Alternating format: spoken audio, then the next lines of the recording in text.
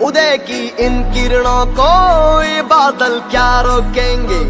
ये तो है तपती ज्वाला, आग में क्या झोंकेंगे। उदय की इन किरणों को ये बादल क्या रोकेंगे। ये तो है तपती ज्वाला, आग में क्या झोंकेंगे। बादलों को चीर करके ये धरती रोशन करेगा। उदय होगा, उदय होगा, रोके ना रुकेगा। उदय होगा, उदय होगा, अंबर भी झुकेगा। उदय होगा, उदय होगा, रोके ना रुकेगा। उदय होगा, उदय होगा, अंबर भी झुकेगा। उदय होगा, फिर से होगा, उदय होगा। आपल्या देशाचे प्रधानमंत्री आदरणीय नरेंद्र मोदी साहेब, त्याचबरोबर या ठिकाणी या राज्याचे आपल्या सर्वांचे लाडके मुख्यमंत्री देवेंद्र फडणवीस साहेब देवाभाऊ, त्याचबरोबर या भारतीय जनता पार्टीचे राज्याचे प्रदेशाध्यक्ष आदरणीय रवींद्र चव्हाण साहेब, महाराष्ट्र राज्याचे आणि पालघर जिल्ह्याचे पालकमंत्री, ठाणे जिल्ह्याचे संपर्क मंत्री आणि नवी मुंबईला घडवणारे, नवी मुंबईला दिशा देणारे, नवी मुंबईतील तळागाळातील सर्वसामान्यांना न्याय देणारे आणि ही नवी मुंबई महानगरपालिका स्थापन झाल्यापासून ज्या माध्यमातून या इथल्या सर्व सुज्ञ नागरिकांनी एक हाती सत्ता नवी मुंबई महापालिका स्थापन झाल्यापासून देण्याचं काम आजपर्यंत करणारे आमचे लोकनेते आदरणीय गणेशजी नाईक साहेब यांच्या आशीर्वादाने, त्याचबरोबर माझे आई वडील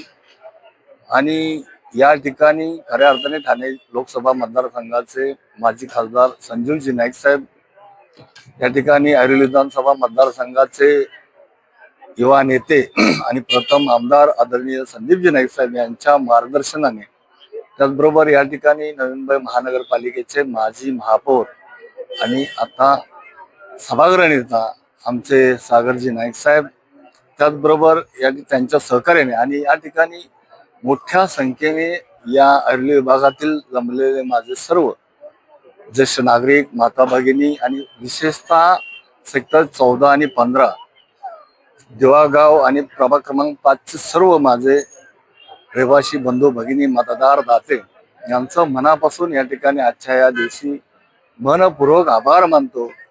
कारण त्यांच्या आशीर्वादानेच आज एवढ्या मोठ्या स्थायी समितीच्या जबाबदारीची सूत्रे सभापती म्हणून माझ्या हाती मिळाली आणि ही जबाबदारी आदरणीय गणेशजी नाईक साहेबांशी असलेला माझं एकनिष्ठ प्रेम, या ठिकाणी या प्रभागासाठी केलेलं एकनिष्ठ काम, अनेक उन्हाळे पावसाळे आले, अनेक सुखदुःख आली, अनेक अडथळे आले, परंतु मनामध्ये कुठलीही गोष्ट मनामध्ये न ढळता एकनिष्ठ आदरणीय गणेशजी नाईक साहेबांच्या सोबत आजपर्यंत राहिलो, त्याचाच एक सर्वसामान्य कार्यकर्त्याला न्याय देण्याचं काम आदरणीय गणेशजी नाईक साहेबांनी आजच्या या स्थायी समिती सभापती दिलेल्या माध्यमातून आपल्याला सगळ्यांना पाहायला मिळते। आणि हे फक्त एकमेव आपल्या या राज्याचे वनमंत्री गणेशजी नाईक साहेबच करू शकतात।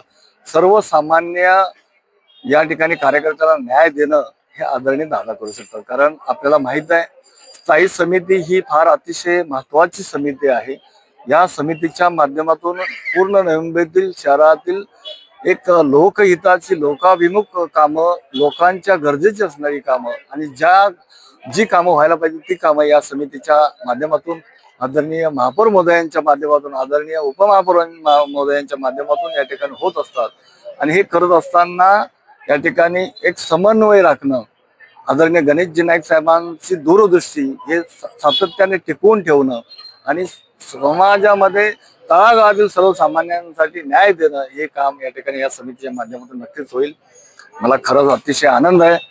आजचा हा सुवर्ण अक्षरामध्ये लिहिण्यासारखा हा दिवस आहे, त्यामुळं मी सभापतीचं हे दिलेली जबाबदारी पद अतिशय प्रामाणिकपणे, प्रभावीपणे या ठिकाणी पार पाडेल अशी मी सर्व नवी मुंबईतील जनतेला या ठिकाणी ग्वाही देतो।